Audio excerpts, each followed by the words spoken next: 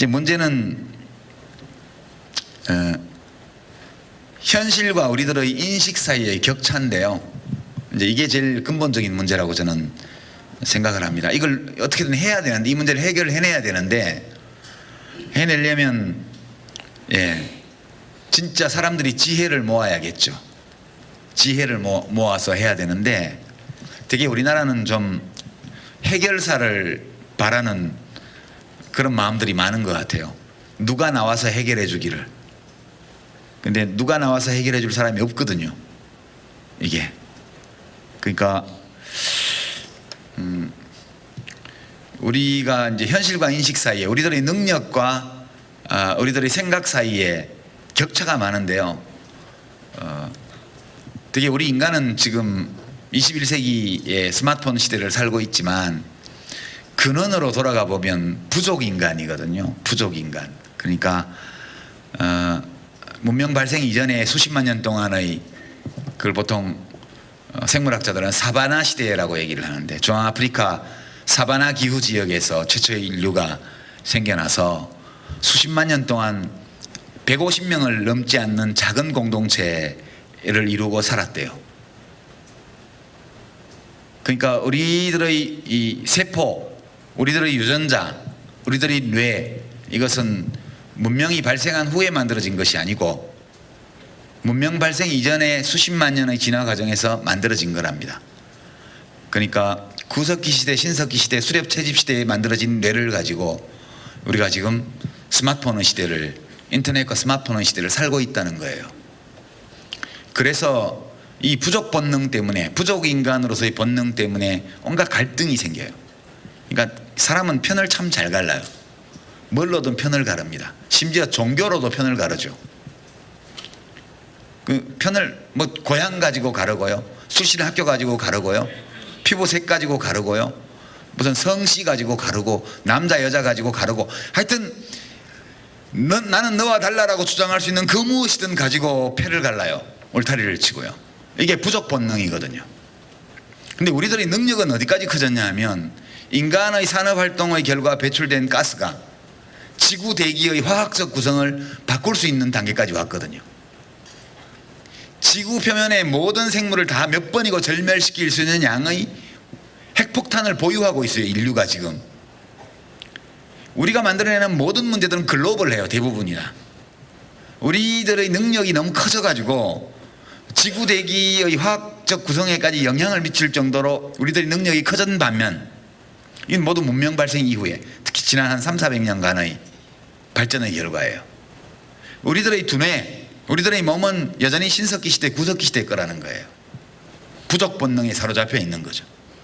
그러니까 이 둘 사이의 격차, 우리 인간은 어떻게 보면은 너무 엄청난 능력을 가지고 있으나 위험 인지 능력이나 위험 대처 능력은 매우 부족한 슈퍼 탤런트와 같은 존재인 거죠. 이 간극이 정말 많은 문제를 만들어내고 있다, 저는 그렇게 생각합니다. 최근에 뭐 아랍 지역에서 벌어지고 있는 그런 뭐 참수, 미국 언론인에 대한 참수, 이슬람 국가라는 단체가 한 거요. 그 다음에 미국 그 퍼거슨 씨인가요? 거기서 흑인 소년 절도 혐의를 받고 있던 흑인 아이에게 총 6발을 쏴서 백인 경찰이 죽인 그 사건 때문에 벌어진 시위, 폭동 이런 걸 보고 있으면, 좀 미국은 세계 최강국이잖아요. 문명이 가장 발달한 나라라고 그러잖아요. 미국 헌법이든 어디든 문명국가의 헌법에는 모든 인간이 다 평등하다고, 존귀하고 평등하다고 다 나와 있어요. 거기 경찰도 다 학교 나온 사람들입니다.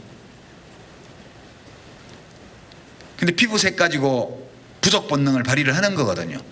그러니까 이것이 저는 인류의 평화를 위협하는 가장 큰 문제라고 봐요. 부족 본능이요. 그래서 때때로 애국심의 형태로 나타나기도 하고요, 애향심의 형태로 나타나기도 하고요, 애교심의 형태로 나타나기도 하고요, 종교적인 열광이나 종교적 열정의 형태를 띠기도 합니다. 그러나 그 본질로 들어가면 전부 다 부족 본능이에요. 그러니까 이것에서 어떻게 벗어날 수 있는가, 우리가. 그러니까 적어도 우리가 다루는 이 문제가 글로벌한 현상이라는 이 에너지 가격 상승이라든가 이런 바탕 위에서 저출산 고령화, 아주 급격한 저출산 고령화라는 한국 사회의 특성이 가미되어 있고, 거기다가 IMF 이후에 약 15년 동안 진행되었던 극심한 사회경제적 양극화라는 사회 현상이 중첩되어 있는 사회적 위기 상황에 지금 우리는 놓여 있는데, 우리의 정치제도, 우리의 민주주의는 이것을 고쳐나가는데 되게 무능해요. 어떤 지도자가 나와서, 위대한 지도자가 나와서 이걸 해결해 주기 바라는 것도 부족 본능의 발로예요. 제가 보기에는 이 현대사회는 그걸 허용하지 않거든요.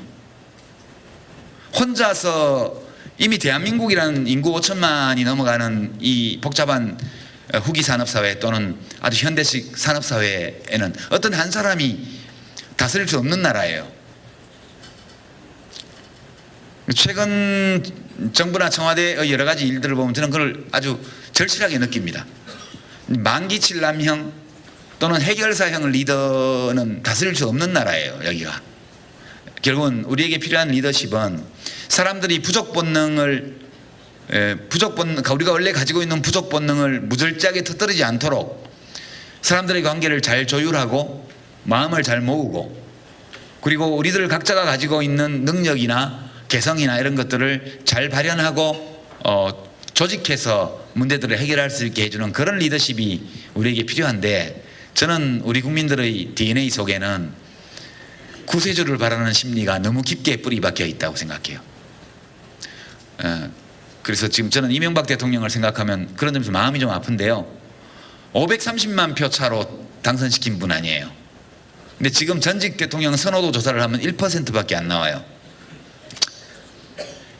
선호도가요. 이토록 야멸차게 쓰고 버릴 수 있나요? 4대강 사업이며 이런 모든 것들이 이명박 대통령 혼자 한 건가요?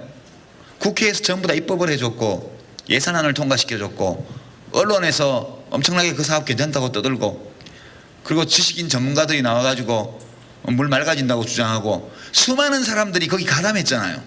그러니까 그 모든 책임을 전부 이명박 대통령 한 사람한테 탁 덮어 씌우고 나머지 다 빠져나가 버리고, 마치 바둑 다 두고 나서 소중하게 놓았던 바둑돌을 아무데나 집어던지는 것처럼, 그건 동전의 양면이라고 봐요.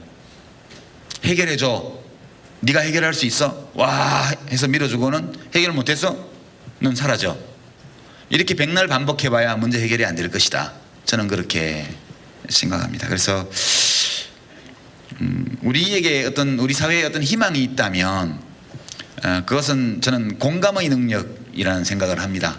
그러니까 사실 세월호에서 죽은 아이들이 중에 제가 개인적으로 아는 사람이 아무도 없습니다. 우리 스님들도 개인적으로 아는 아이들 별로 없으실 거예요. 근데 되게 마음이 아프잖아요. 이 감정이 어디서 오는 거지? 이것 때문에 제가 20살 무렵부터 그게 참 궁금했었어요. 내 일도 아닌데 내가 저 사람한테 뭘 뺏은 것도 아니고 내가 저 사람을 해코지한 것도 아닌데 저 사람이 힘들어. 그래서 이제 그거를 보는데 되게 마음이 불편하잖아요. 그러니까 이런 불편함, 마음의 불편함이 도대체 왜 생기는 거지? 그러니까 궁금했는데 이제 누가 아무도 안 가르쳐 주니까, 근데 책에 보니까 이제 그런 걸 알면서도 그냥 눈 감고 지나가면 되게 나쁜 거라고 그렇게 돼 있더라고요. 그래서 이제 그러면 안 되지. 그래서 이제 대학 다닐 때 돌도 던지러 다니고 그런다고 해서 정부가 물러나겠습니까? 어림없죠. 무슨 유인물 뿌리고 돌 던진다고 정부가 무너지나요? 안 무너지죠. 그렇지만 그걸 하지 않으면 되게 마음이 불편해서 그걸 했었던 것 같아요. 근데 이제 최근에 와서 이게 불편한 게, 아까도 제가 말씀을 드렸지만 이게 능력이래요. 이렇게 할 수 있는 게요. 이것 때문에 살인을 안 한대잖아요. 누구를 칼로 찔러 죽이려 그러면 그 사람이 아프니까 얼굴을 찡그릴 거 아니에요. 그럼 그 사람이 얼굴을 찡그리면 그 고통이 나한테도 투사돼서 감흥을 일으키기 때문에 나도 괴로워져서 사람을 못 죽이는 거래요. 그래서 사람을 못 때리는 거래요.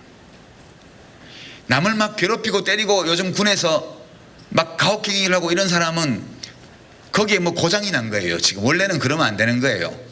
뭔가 무슨 어떤 이유 때문에 고장이 난 거예요. 그게 그런 가해자들한테는 그 능력을 살려주는 게 적절한 처방이라고 보고요.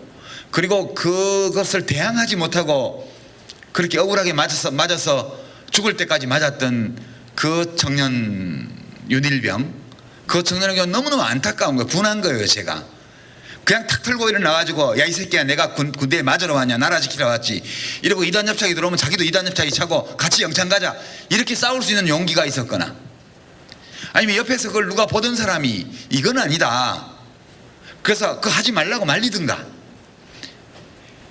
그런 것들을 안 했기 때문에 이런 상황이 벌어지는 거거든요.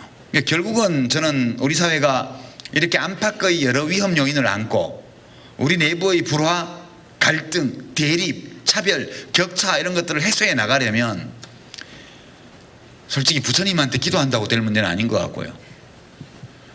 무슨 예수님, 하느님한테 기도한다고 될 문제도 아닌 것 같아요. 물론 그렇게 해가지고 그런 마음들이 더 길러진다면 좋은 일이겠지만요. 결국은 우리가 사람들이 각자 느끼고 있는 이 불편함 이것이 원래 우리가 가지고 있는 능력이라는 거, 재능이라는 거 그리고 이렇게 불편한 느낌이 들게 만드는 우리들의 이 생물학적 재능 이런 것들은 우리 삶을 좀 더 의미 있게 가치 있게 살 수 있게 만들어주는 기초라는 거 이제 그런 것들을 좀 널리 생각을 하고 그렇게 해서 넓게 공감하고 그리고 그 공감의 바탕 위에서 교류하고 연대하고 기여하고 참여하고 이렇게 하는 가운데서라야 이제 문제가 좀씩이라도 해결되지 않을까 그런 생각하면서 최근에 세월호 참사 이후에 그 이전의 그보다 더 끔찍한 대형 사고들 때보다 더 넓게 이렇게 공감이 이루어지고 공명이 이루어지고 있는 이 현상을 저는 굉장히 고통스러운 가운데에서도 그래도 다행이야 라는 마음으로 좀 지켜보고 있습니다. 이 마음들이 단순히 추모하고 아파하는 데서 그치는 것이 아니라 잠깐 살다가는 우리들이 그 잠깐 동안에 서로 좀 사이좋게 평화롭게 의미 있게 그렇게 각자의 삶을 꾸려나갈 수 있는 환경을 만드는 그런 길이라는 것을 생각하면서 좀 해나갔으면 그래서 우리 국민들이 좀 더 똑똑해졌으면 좋겠어요. 공부도 더 많이 하고요. 책도 더 많이 읽고요. 내가 누구이고 무엇이고 어디서 왔고 내가 느끼는 이 감정과 충동은 어디서 비롯된 것이며 내가 이런 것들에 대해서 어떻게 대처해야 된다 이런 것들을 좀 더 알고 그래서 각자가 더 훌륭한 삶을 살아가는 시민들이 많아질 때 비로소 우리 사회도 지금보다 더 훌륭해질 수 있지 않나 그런 생각하면서 강의는 여기서 마치겠습니다. 고맙습니다. 감사합니다.